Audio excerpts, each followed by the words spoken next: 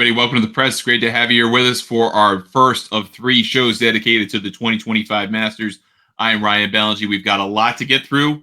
Got a lot of material to cover over the next 3 days, Monday, Tuesday, and Wednesday. Today, we'll start with the basics. We're going to go over the tournament. We'll go over the field, full field betting odds. We'll talk about the model, horses for courses, changes to Augusta National, all of those good things. We'll give you a good foundation. Then tomorrow, we'll get a little bit more into the weeds as we typically do on our second show of the week. We'll talk about the stuff we've talked about on the show to reiterate it, surround it with more information around first-round leader plays, international plays, what we're looking at in terms of strokes gained trends, and then some long-term information, long-term trends about the Masters. And then our third show, which we would typically dedicate to everything else, will also be about the Masters.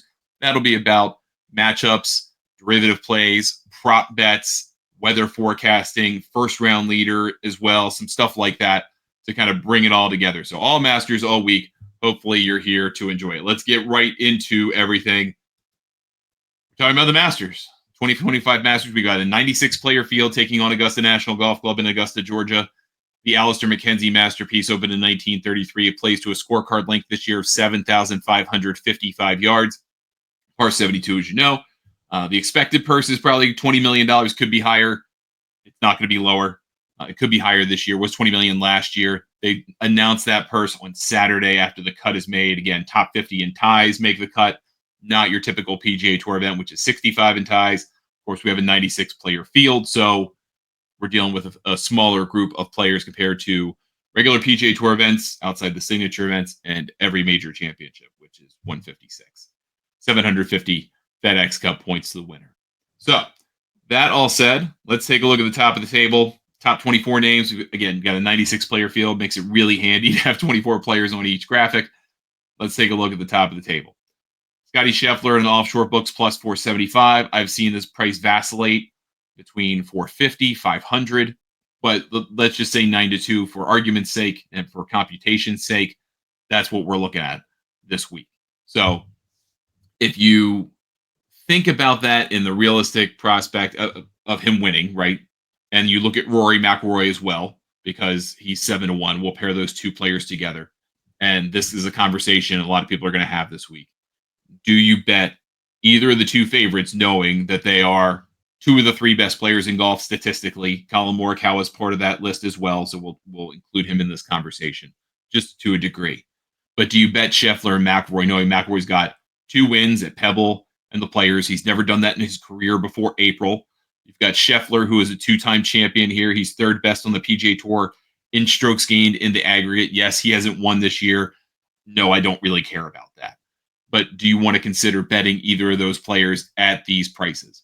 And the one thing I want to underscore about the Masters market is it is the biggest handle market of the year in golf. None of the other majors get even all that close. And certainly the PGA Tour from week to week doesn't get all that close. You're not going to get a lot of great value at the top, particularly shorter than 20 to 1, really shorter than 25 to 1. You're not going to get a lot of great value, as you're going to see here over the course of this conversation. So you've got to think about that specifically for these two players, and probably Morikawa, who I think is probably the most logical bet of the 3 best players at the statistical top of the leaderboard, so to speak, this season on the PGA Tour. You can entertain a market without. There's markets without Scheffler and McIlroy. We'll talk about a couple of guys over the course of this show that you may want to entertain in both markets or one or the other, particularly guys that are longer than 50, 60 to 1. And you also have to know that you need to move quickly on those guys that are a little bit longer. We're not going to get to everybody that is a valuable long shot here in this first graphic, but a great example this morning, Kenny Kim, who does the Fantasy Golf Degenerate show. He's fantastic. Him and Byron do a fantastic job over there, and they're funny as hell. They're not as serious as I am about this. Well, they are, but not about the conversation. And what Kenny posted was, hey, I was trying to bet Sepp Straka, who's on this graphic, at 70 to 1. He was trying to bet him at 70 to 1. I think it was a DK, and then it went to 60 to 1 as he was trying to bet it. So I know I like Sepp Straka this week. I'll explain why a little bit, why that's the case. But I went to go bet him, and I went to go find a better price for him if I could. I found him at Caesars for 80 to 1. I had no money in my Caesars account. I rarely use Caesars except to live bet darts when I'm in New York, because they're the only people that give me good live odds on darts. And so I went into the deposit phase and did all that stuff, put in $40 because I just wanted to bet one position on SEP and get out of there. And in the process of all that, which took like 3 minutes, the market went from 80 to 65. And as I was placing the bet, it moved to 65. And thought, okay, probably my chance is gone. That stinks. Well, instead, I moved over to Fanatics. They had him at 81. I took the full position with Fanatics. FanDuel still had him at 81. I didn't want to take the chance that, again, you're talking about FanDuel and DraftKings, big books. They do the most money by far. It's not even close, right? So unless you're at a sharp book like Circa, you want to kind of find your best odds in those. Caesars, BetMGM typically has bad odds, but maybe you get one there. Sometimes you do. Bet365, Fanatics, ESPN Bet also typically has horrible odds, but maybe you get something decent there. But you've got to move quickly today. No worse than tomorrow, because people are going to start to hear these conversations. There's a lot of conversation about this tournament this week.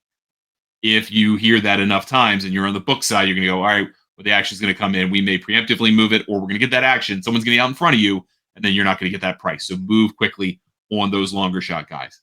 For McIlroy, Scheffler, they're not going to get much shorter. I think you could see McIlroy get to 5-1 if a lot of money came in on him. I think Morikawa at worst moves to 14 or 12-1. There are some books that have him at 12 and 14-1 because they are trying to crowd you, knowing he's a great player, and they know you, that's really the best alternative available.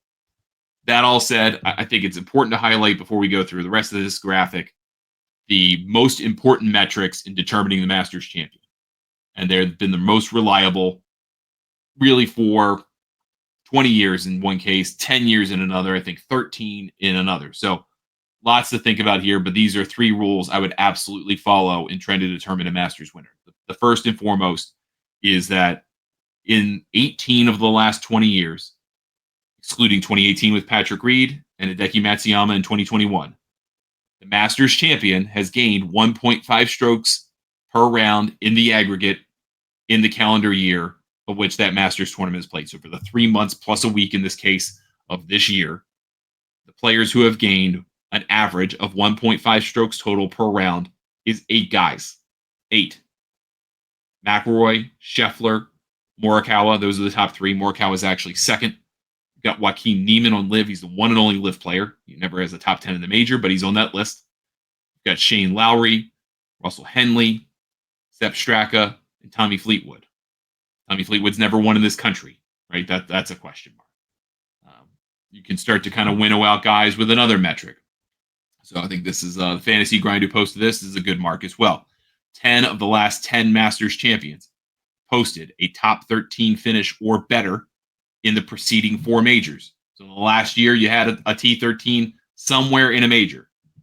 Well, that knocks out Straka and that knocks out Niemann. Now you've got 6 guys if you want to use those parameters. Ron Kloss, who does a great job with the rabbit hole at BetSperts, he has an interesting graphic. He has a little bit wider of a list, but it gives you a chance to cast a little bit wider of a net.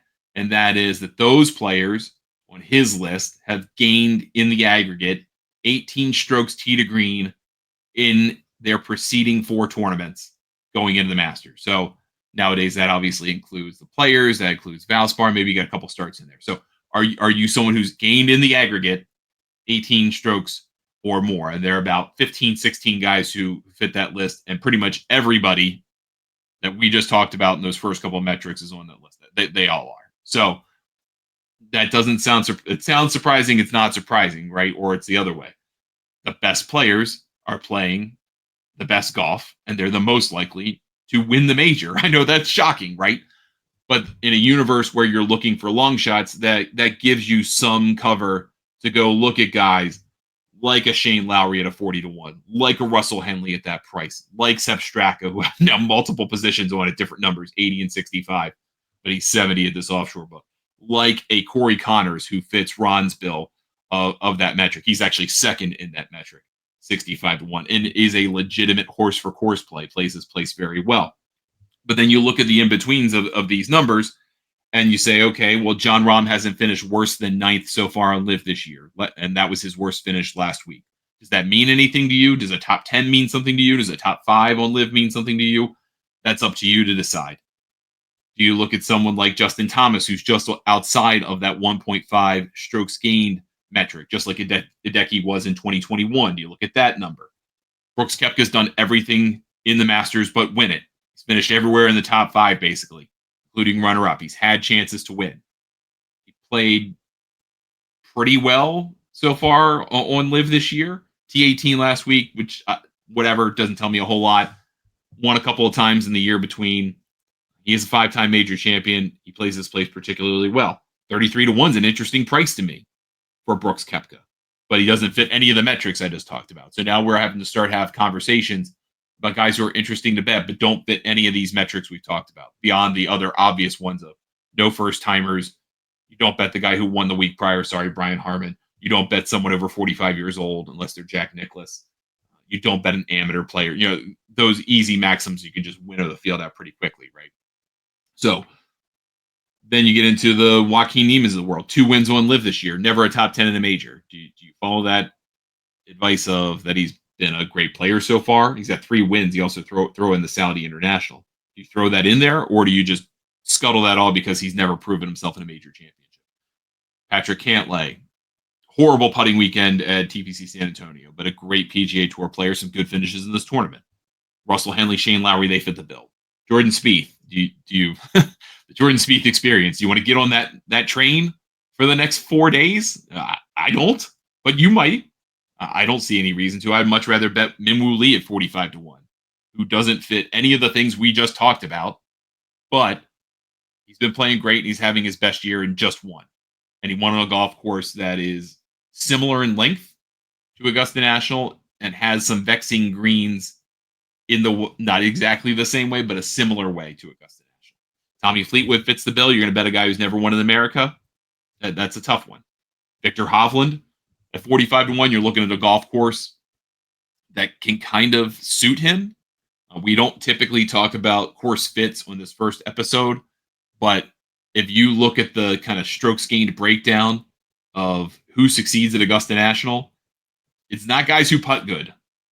It's guys who have a fantastic approach game, and I mean that they get the vast majority of their strokes gained from that. The majority of the tee to green portion, about 40% of their strokes gained on the approach. If that's you, you are a guy I like this week. Well, guess who fits that bill? Victor Hovland, because he putts very poorly and he has a poor short game. And I know that sounds counterintuitive, given that if you 3-putt more than once in a Masters tournament, you lose, and some guys that are on this list you think of are going to do that really quickly, like a Victor Hovland or a Will Zalatoris.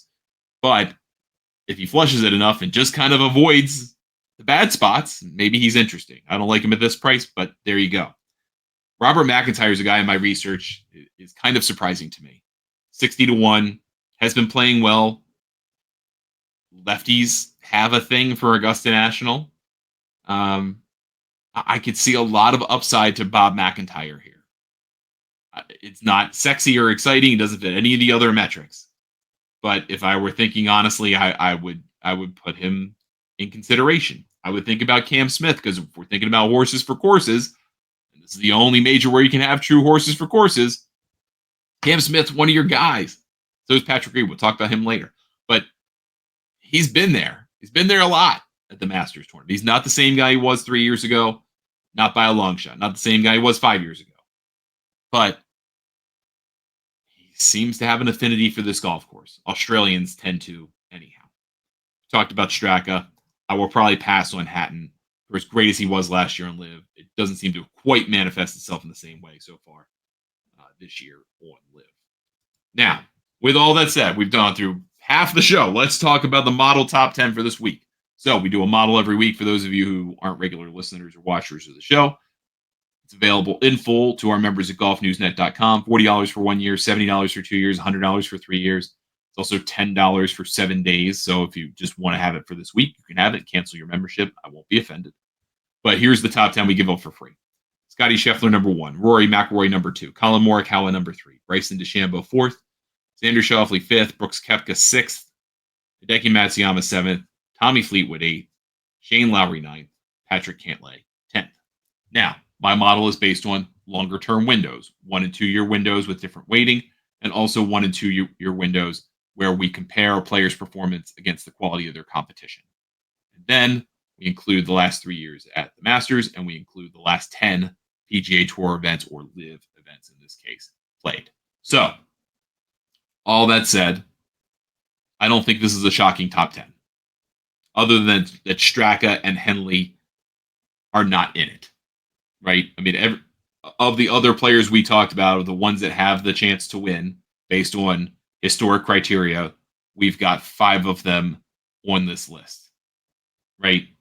Neiman just doesn't play well enough in the non-live events to get in this list. Straka is a little too variable, but he's having his best year this year. And then Henley's having a fantastic year already. He would qualify in a shorter term model, which we will talk about in the second show.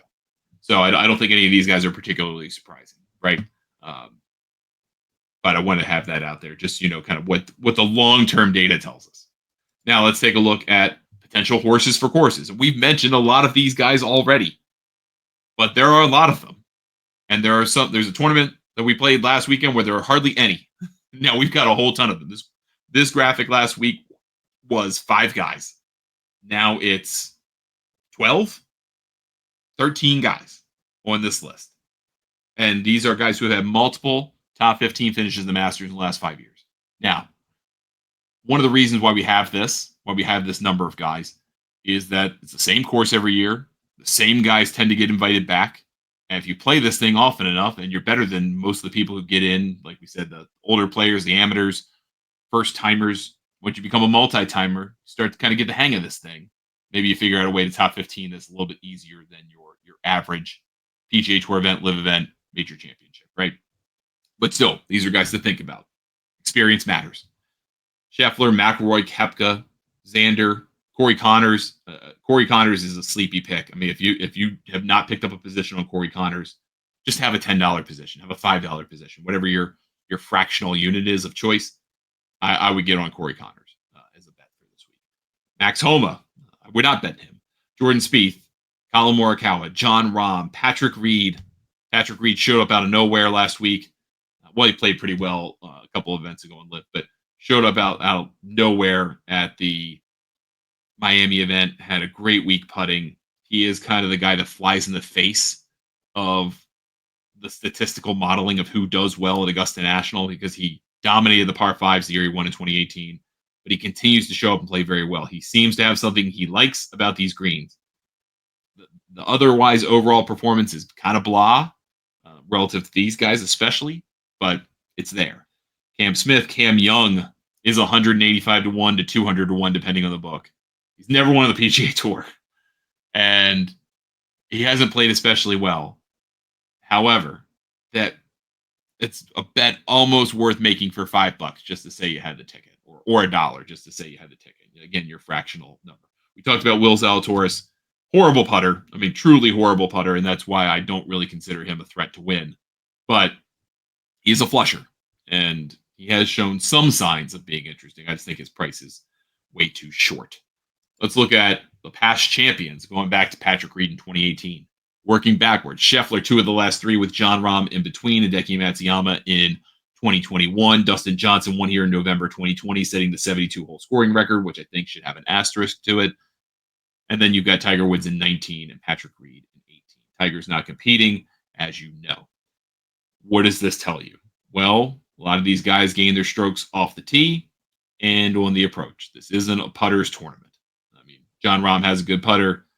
Hideki doesn't. Dustin's marginal. Tiger's an all-time great. Reed's a great putter.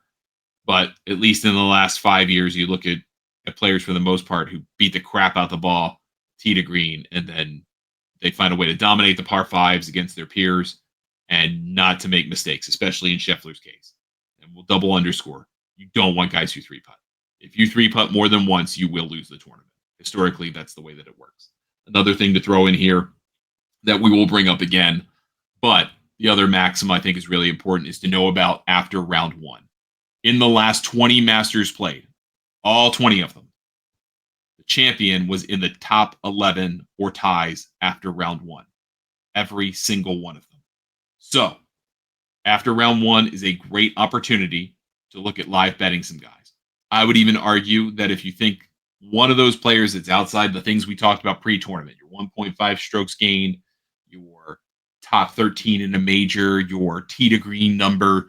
If someone outside that list for whatever reason, or buried on that list, and you don't have them already, if they are in contention 15 holes into the round, 14 holes into the round to be in that top 11, you may want to get a price on them quick, especially if they're kind of on the outskirts, because otherwise that market's going to move. There's, again, a maturity to this market that knows what the history of the tournament tells us, and they're going to move quickly. So you need to move quickly this week if you are interested in good prices, and I hope that you are.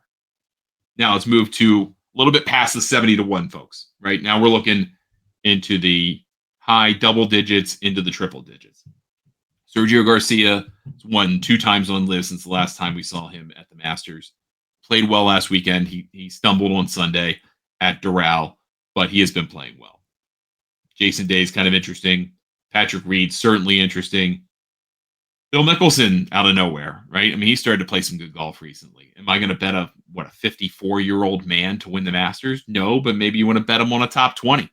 I think that there's a philosophical conversation to be had this week about whether you try to go for the win ticket or do you spread your bets out a whole lot. I don't view the Masters as the most profitable week of my year by any stretch because of the maturity of the market. If you can win a bunch of smattering of bets, you can have a good week, but I try to kind of limit losses knowing that the value is really not there, right? And that the only chance you have a killer week is if someone that's a long shot wins. We haven't had a long shot win. I mean, I guess you would consider a Decky a long shot at 45 to 1. But before that, a triple digit long shot, you're looking at Charles Schwartzel in 2011. So it's been a while. It's been a minute. Now, Reed wasn't an obvious choice, right? Sergio wasn't an obvious choice. He'd never won a major. So we've had less obvious choices in the last decade, but not many of them in the last, really one in the last 5 years. And Tiger was playing great, but not expected to win at 45 years old. So know that you got to have that philosophy dead set. Do you go after a Dustin Johnson who's shown life?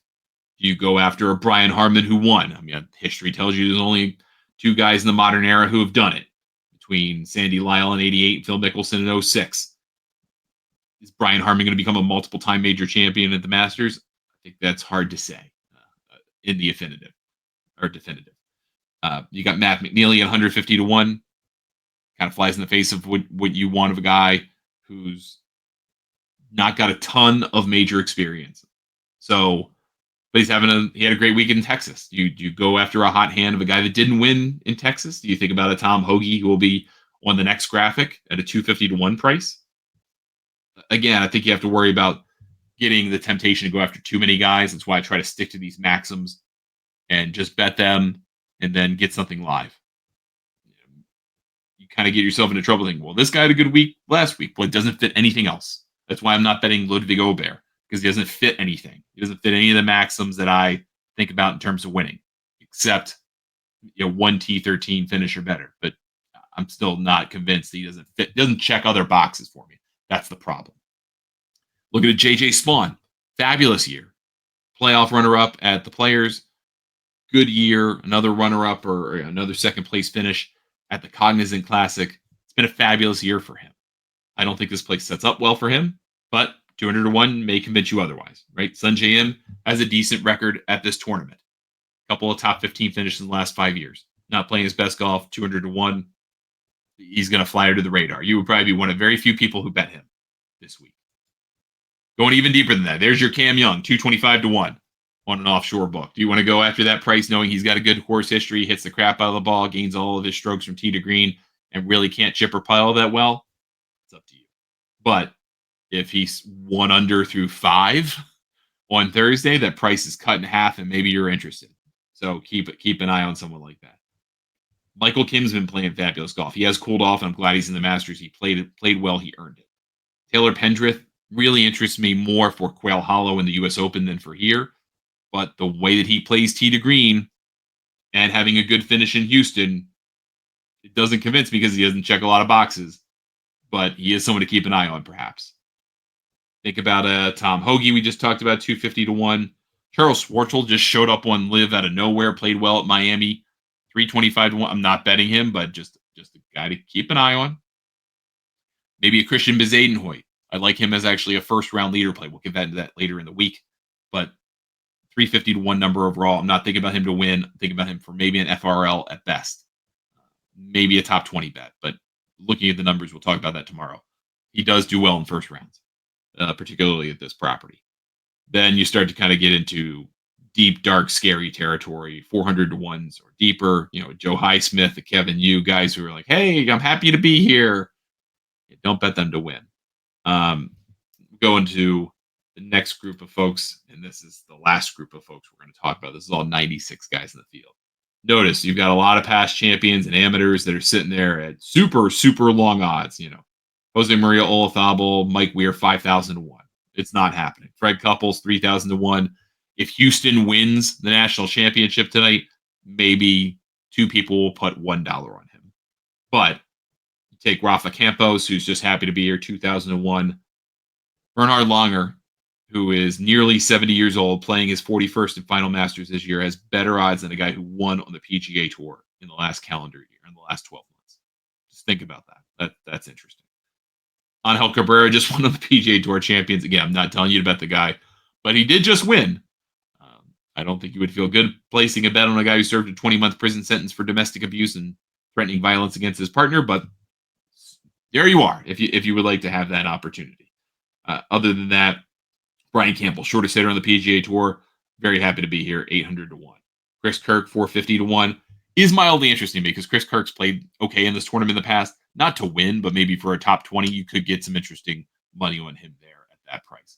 Matt McCarty, Nick Dunlap, Bubba Watson, Adam Shea, just guys who are in the tournament because of this reason or that. I would not touch anyone with a 25-foot pole to win on this graphic, but I might consider a Chris Kirk top 20 bet. So that's the lay of the land. That is the first pass through our 96 player field. Tomorrow we will look through a whole lot of more data. And that's really what you need to look at when you're making bets in mature markets. Data that gives you a slight edge. We'll talk about first round leader plays. We'll talk about plays around nationalities. We'll talk about current form. We'll talk about variance. Lots of different things that will help us dial things in a little bit better. Thank you so much for watching the show or listening if you catch it as a podcast. Subscribe to our YouTube channel at Golf News Net, or you can subscribe to our YouTube channel, which is called Golf News Net Radio. It's just audio versions of all of our podcasts, including this one. So if you just kind of like to listen to podcasts the old-fashioned way, you can do that there or on your podcasting service of choice. Watch this show on Golf News Net TV, which is available 24/7 on the Golf News Net app on Roku and Amazon Fire, as well as on Freecast, Free Life Sports, and Zine. Thank you so much for your time and catching us either live or after the fact. We'll be back tomorrow. We're going to have a great week, everybody. We're going to make some money this week, and we're going to help you do it right here on the press. Have a good one, everybody.